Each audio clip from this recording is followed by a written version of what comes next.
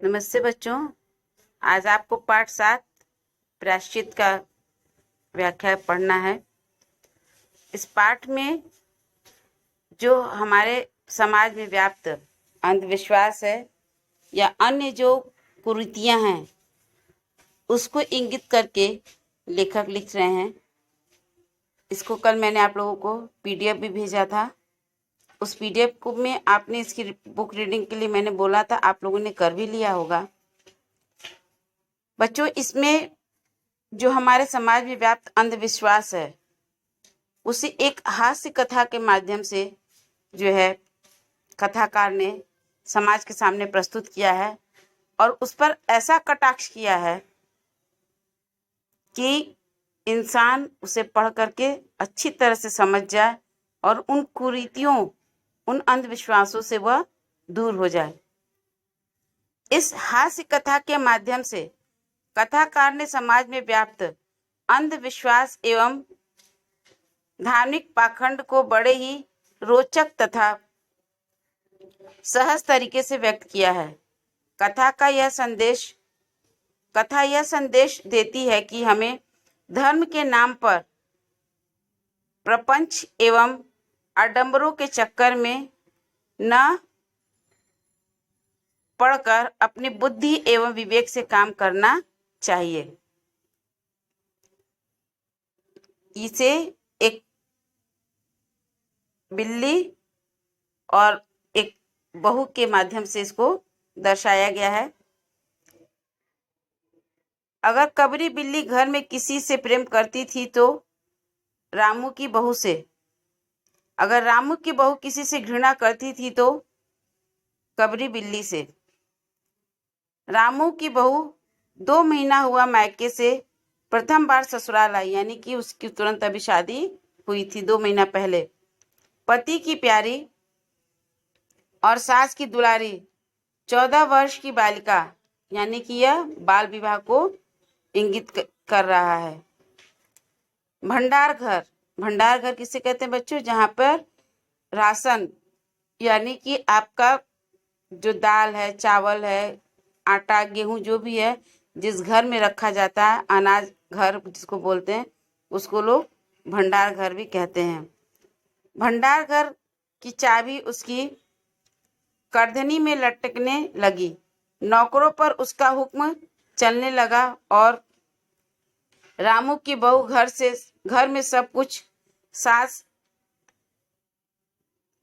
ने माला ली और पूजा पाठ में मन लगाया। यानी कि जो घर की चाबी थी सास ने अपनी बहू को दिया और अपने जो है पूजा पाठ में तल्लीन हो गई। लेकिन बहू ठहरी 14 वर्ष की बालिका, छोटी लड़की। कभी भंडार घर खुला है तो कभी भंडार घर में बैठे बैठे सो गई। कबरी बिल्ली को मौका मिला, घी दूध पर जुट गई, यानी कि उसे खा लिया। रामू की बहू की जान आफत में और कबरी बिल्ली के छक्के पंजे, यानी कि उसके मौज थे। कभी वो दूध पी जाती, कभी वो भंडार घर में कुछ भी रखा रहता खाने पीने का सामान, उसे उठा करके खा लेती। रामू की बहू हांडी में घी रखते रखते ऊँघ गई और बचा हुआ घी कबरी के पेट में।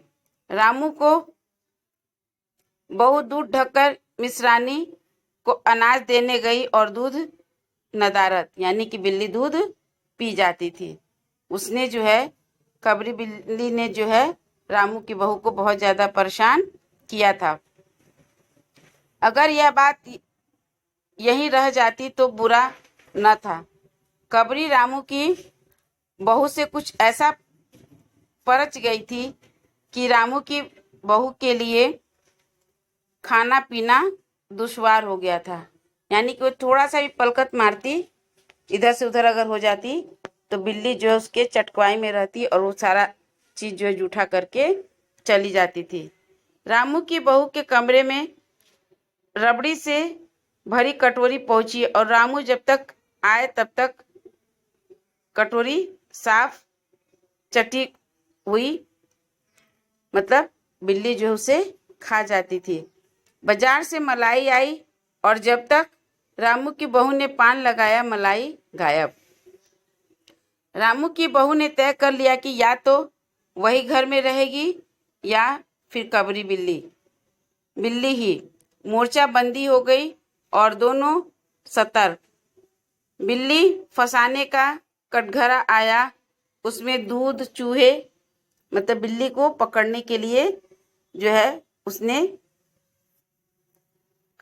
करघा जैसे मंगाया, कटघरा जैसे, और उसमें बिल्ली को उसने बंद करना चाहा जिससे कि जो है वह बिल्ली को पकड़ ले, लेकिन फिर भी बिल्ली जो है उसके पकड़ में नहीं आई। मलाई और बिल्ली को स्वादिष्ट लगने वाली विविध प्रकार के व्यंजन रखे गए, लेकिन बिल्ली ने उधर निगाह तक न की डाली। कबरी के हौसले बढ़ जाने से रामू की बहू का घर में रहना मुश्किल हो गया। उसे मिलती थी सास की मीठी झिड़कियां और पतिदेव को मिलता था रूखा सूखा भोजन। एक दिन रामू की बहू ने खीर बनाई। पिस्ता, बादाम, मखाने और तरह तरह के मेवे दूध से औटाए गए। सोने का वर्क चिपकाया गया और खीर में से भरकर कटोरा कमरे में एक ऊंचे ताक पर रखा गया जहां बिल्ली न पहुंच सके। रामू की बहू इसके बाद पान लगाने में लग गई। मतलब उसने जो है खीर बनाया खूब अच्छे से और उसे जो है ऊंचे जगह पर रख दिया और वह पान लगाने लगी। उधर कमरे में बिल्ली आई। ताक के नीचे खड़े होकर उसने ऊपर कटोरे की ओर देखा।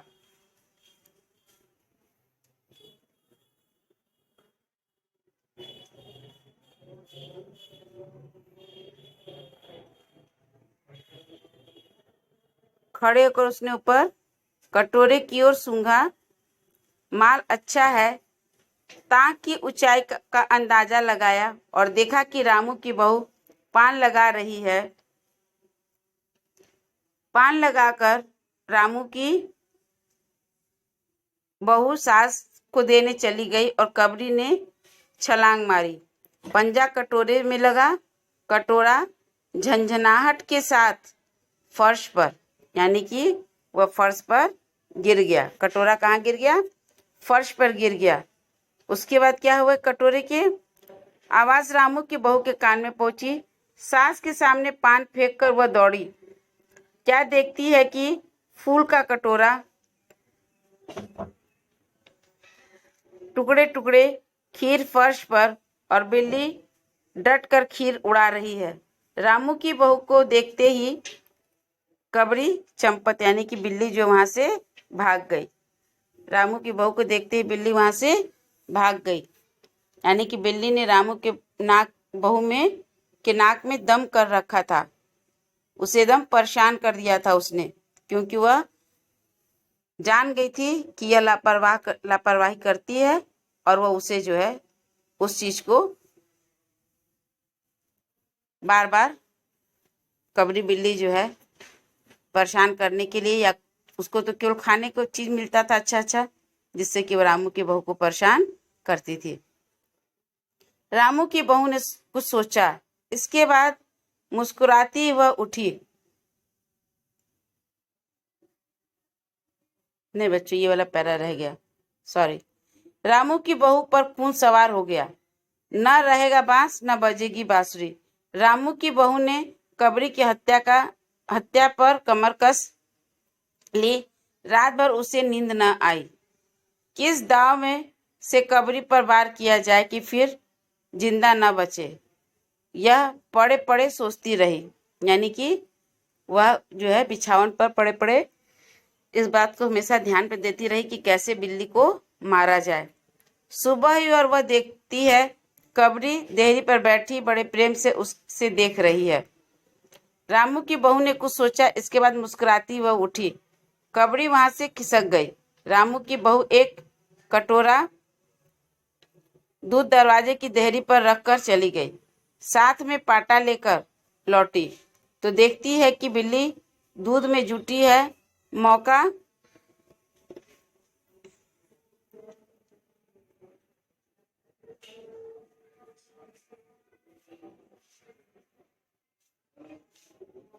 बिल्ली दूध में जुटी है, मौका हाथ में आ गया। सारा बल लगाकर उसने पाटा बिल्ली पर पटक दिया। कबरी न हिली, न डुली, न चीखी और न ही चिल्लाई, बस एकदम उलट गई। आवाज हुई तो महरी, यानी कि जो झाड़ू पोछा करने वाले थे उनको महरी कहा जाता है। महरी झाड़ू छोड़कर, मिश्रानी रसोई छोड़कर और सास पूजा छोड़कर घटनास्थल पर उपस्थित हो गई। रामू की बहू सिर झुकाए अपराधिनी की भांति बातें सुन रही है। महरी बोली, हरे राम, बिल्ली तो मर गई। माँ जी, बहू से बिल्ली की हत्या हो गई, यह तो बहुत बुरा हुआ। मिश्रानी बोली, हाँ ठीक कहती हो। अब जब बहू के सिर से हत्या का पाप न उतर जाए तब तक न कोई पानी पी सकता है न खा सकता है। बहू यह क्या कर डाला? महरी ने कहा, कहो तो पंडित जी को बुला कर लाऊं। सास की जान में जान आई। अरे हाँ, जल्दी पंडित जी को बुला ला। अब यहाँ पर बिल्ली के मारने से जो दक्यानुसी विचार जो हमारे समाज में व्याप्त है, उसमें अब इस कहानी में मोड़ आया है कि प्रायश्चित का असली मायने क्या है। कि बहू ने जो बिल्ली को मारा है उसका जो उसे प्रायश्चित करना होगा। पंडित जी आएंगे, पंडित जी दान दक्षिणा मांगेंगे और बहुत सारी बातें करेंगे। इन सब चीज़ों को लेकर के जो है अब यहाँ पर अंधविश्वास जो समाज में व्याप्त है उसके बारे में लेखक ने, कथाकार ने बताया है। बिल्ली की हत्या की खबर बिजली की तरह पड़ोस में फैल गई। पड़ोस की औरतें रामू के घर तांता बांध औरतों का रामू के घर तांता बंध गया। चारों तरफ से प्रश्नों की बौछार और रामू की बहू सिर झुकाए बैठी रही। पंडित परम सुख को जब यह खबर मिली तब उस समय वे पूजा कर रहे थे। खबर पाते ही उठ खड़े हुए, पंडिताइन से मुस्कुराते हुए बोले, भोजन न बनाना, लाला घासीराम की पतोहू ने बिल्ली को मार डाली है, प्रायश्चित होगा, पकवानों पर हाथ लगेगा।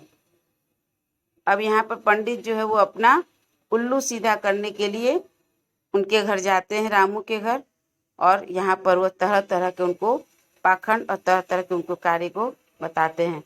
बच्चों, इसके आगे का वीडियो मैं नेक्स्ट डे भेजूंगी। धन्यवाद।